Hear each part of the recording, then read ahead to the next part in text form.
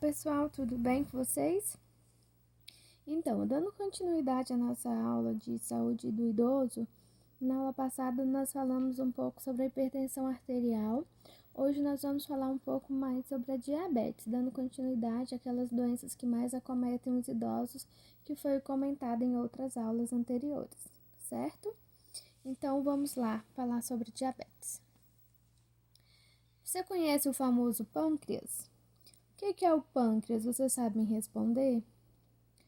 O pâncreas, ele é um órgão localizado atrás do estômago que produz alguns hormônios importantes para o nosso sistema digestivo. Em condições rotineiras, quando o nível de glicose do sangue sobe, células especiais chamadas células betas produzem insulina. Assim, de acordo com a necessidade do organismo no momento, é possível determinar se essa glicose vai ser utilizada como combustível para as atividades do corpo ou será armazenada como reserva em forma de gordura. Isso faz com que o nível de glicose ou taxa glicêmica, como é conhecido, volte ao normal, certo? Existem dois tipos de diabetes: diabetes tipo 1 e diabetes tipo 2. Vou detalhar esses dois tipos de diabetes agora. O que é diabetes tipo 1? Em algumas pessoas, o sistema imunológico ataca equivocadamente as células betas, que é aquela produzida pelo pâncreas. Logo, pouco ou nenhuma insulina é liberada para o corpo. Como resultado, a glicose fica no sangue, em vez de ser usada como energia.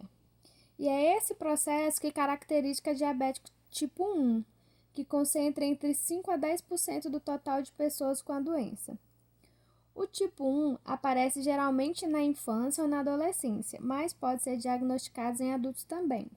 Essa variedade é sempre tratada com insulina, medicamentos, planejamento alimentar e atividades físicas para ajudar a controlar o nível de glicose no sangue. Então, pessoal, falou diabetes tipo 1, você vai associar que ela geralmente, não quer dizer que sempre, acometem crianças e adolescentes. Mas ela pode sim ocorrer em adultos.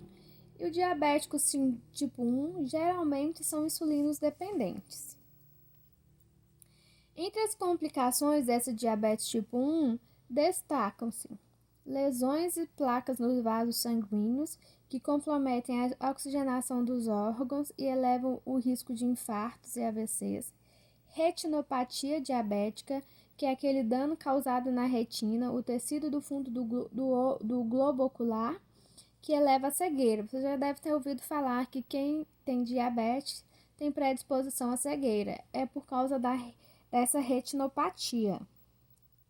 Falência renal, que é bem comum pessoas diabéticas precisar de hemodiálise, vocês já devem ter visto isso também. Neuropatia periférica, que é o comprometimento dos nervos que comprometem a sensibilidade. Então, os diabéticos ele tem a sensibilidade prejudicada.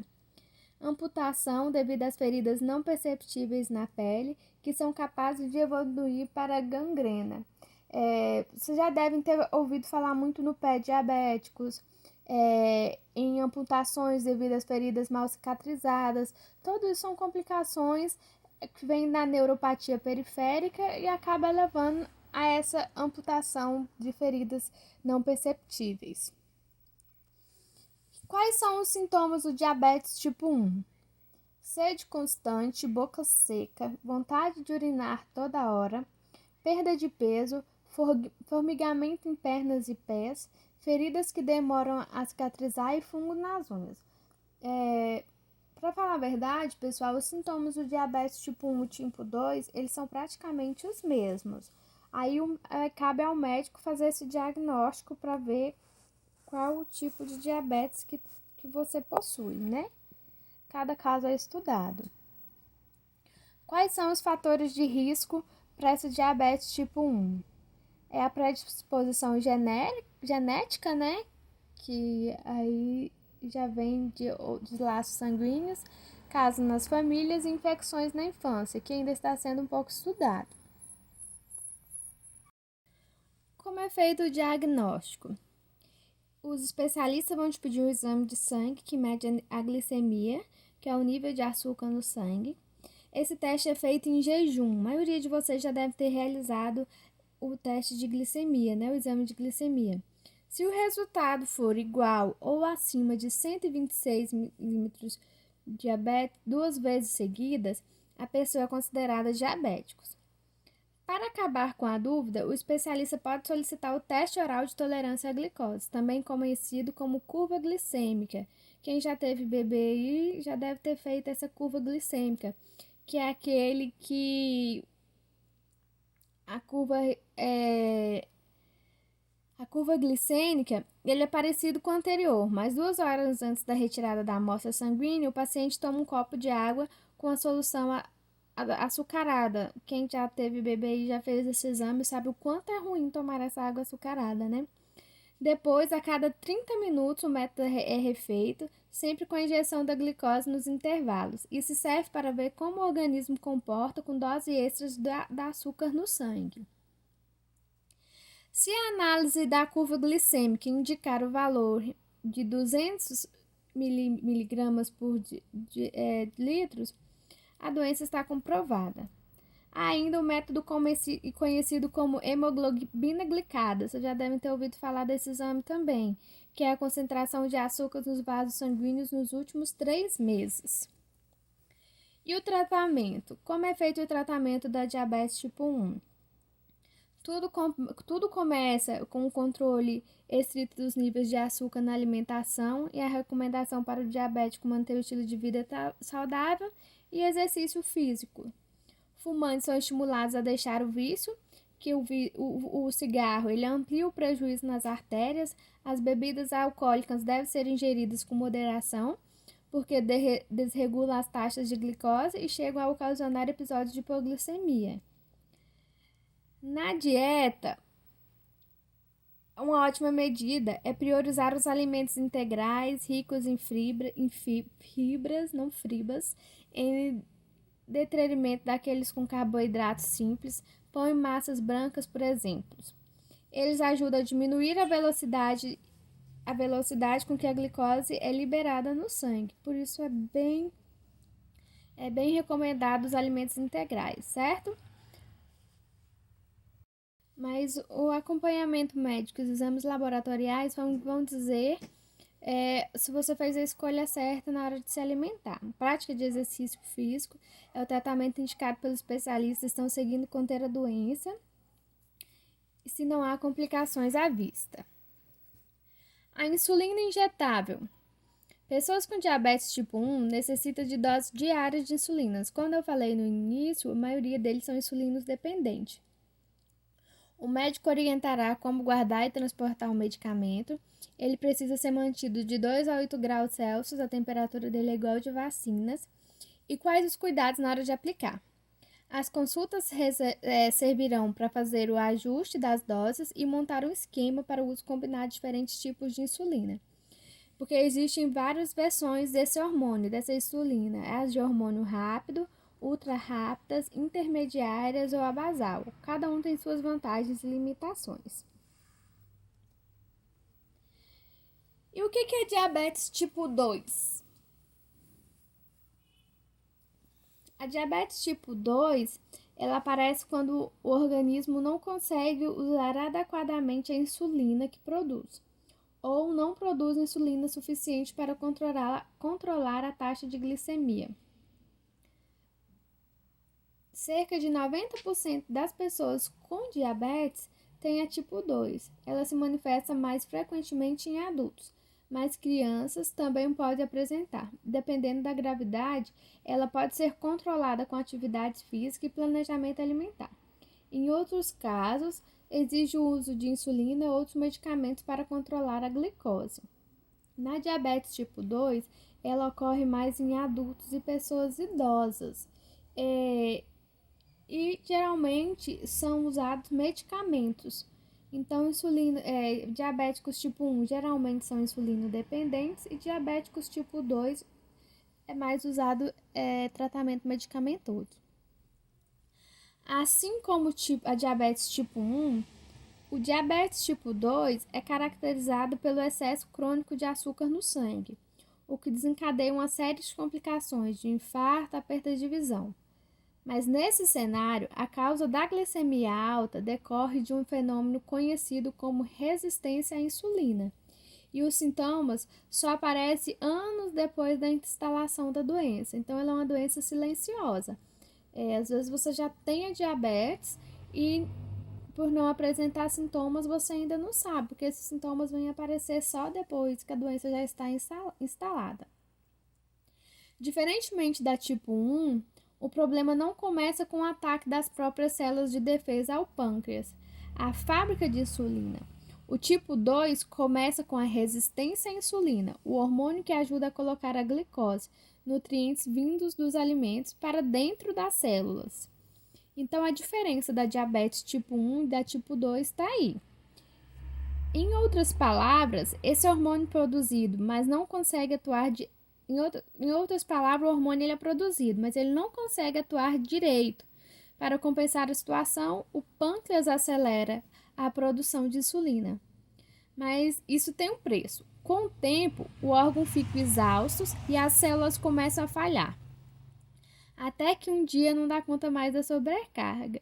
E aí que o açúcar no sangue dispara e fica permanentemente alto quando ocorre a diabetes. A longo prazo, a glicemia elevada pode causar sérios danos ao organismo. Entre complicações, destaca-se a lesão às placas nos vasos sanguíneos, que comprometem a oxigenação dos órgãos e catapultam o risco de infartos e AVCs.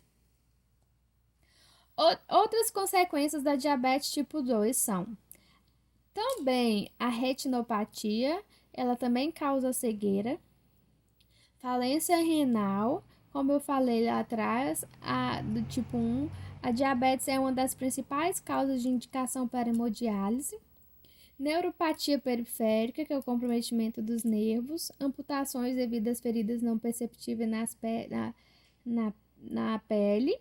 E para prevenir isso tudo, o controle de glicemia protagoniza o tratamento. Então, assim, as consequências de diabetes tipo 1 e tipo 2, como vocês puderam ver, são as mesmas. Sinais e sintomas do diabetes. É fundamental dizer que estamos falando de uma enfermidade silenciosa, ou seja, na maioria dos casos, os sintomas abaixo aparecem somente quando ela já avançou demais. Daí porque é fundamental checar o nível de glicose no corpo em tempos. De qualquer jeito, fique atento. Sede constante, boca seca, vontade de urinar a toda hora, perda de peso excessivo, formigamento nas pernas e nos pés, feridas que demoram a cicatrizar e cansaço. Viram que os sintomas são praticamente os mesmos, as consequências são praticamente as mesmas? E quais são as causas e fatores de risco da diabetes tipo 2?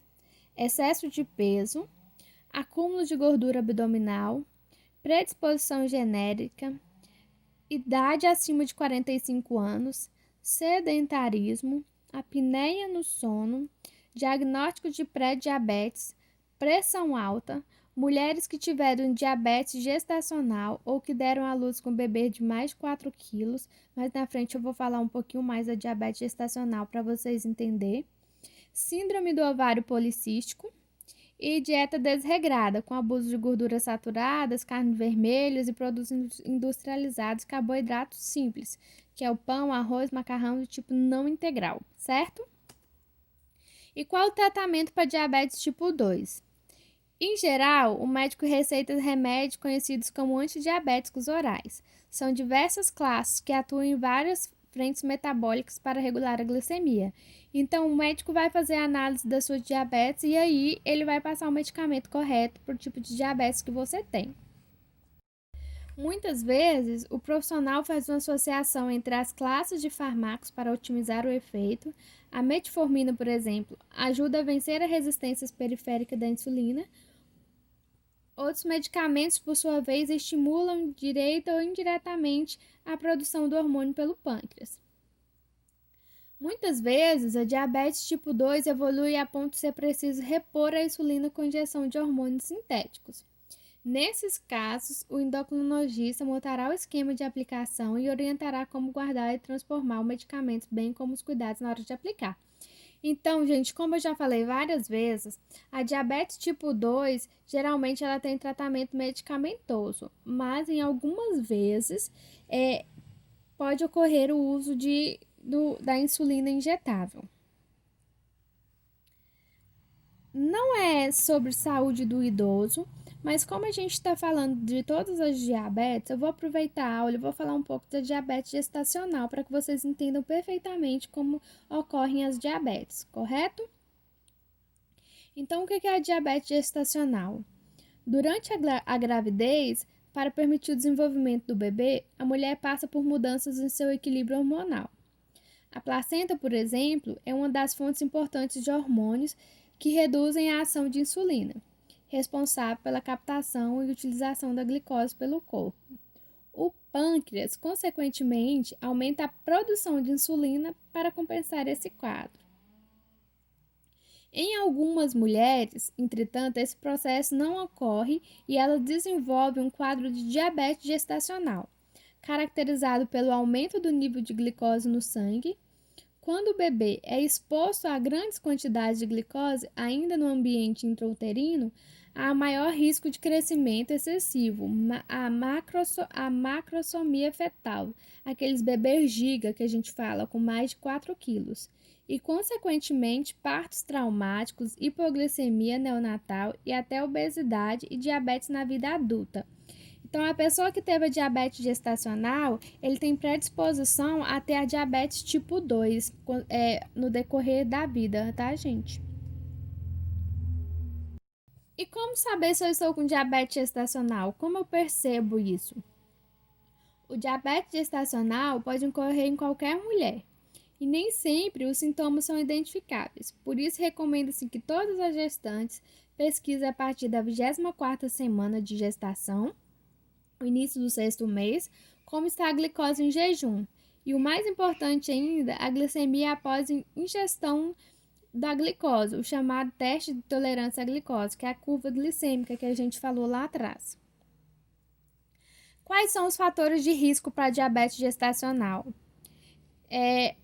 A idade materna mais avançada, ganho de peso excessivo durante a gestação, o sobrepeso ou a obesidade, síndrome do ovário policístico, história prévia de bebês grandes com mais de 4 quilos ou diabetes gestacionais em outras gestações, histórico familiar de diabetes em parentes de primeiro grau, pais ou irmãos, histórico de diabetes gestacional na mãe da gestante, ou seja, a avó do bebê, hipertensão arterial na gestação e gestação múltipla, gravidez a partir de gêmeos.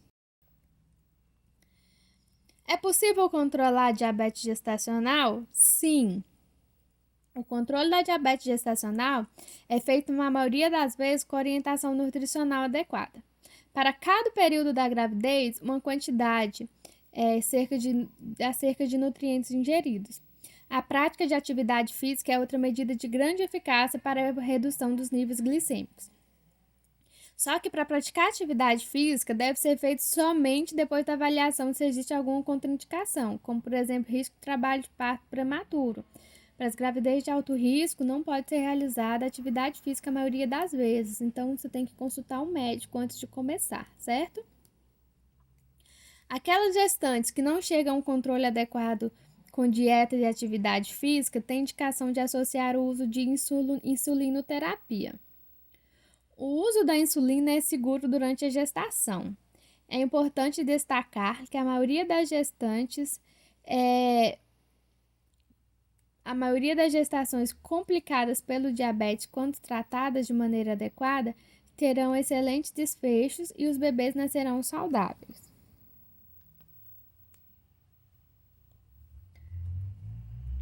Quais os cuidados necessários? O histórico de diabetes gestacional é um importante fator de risco para o desenvolvimento de diabetes tipo 2. Aproximadamente 6 semanas após o parto, a mãe deve realizar um novo teste oral de tolerância à glicose, a curva glicêmica, sem estar em uso de medicamentos antidiabéticos. Uma ótima notícia é que o aleitamento materno pode reduzir o risco de desenvolvimento de diabetes após o parto. A alimentação balanceada e a prática regular de atividades físicas completam essa fórmula infalível. E o que é o pré-diabético?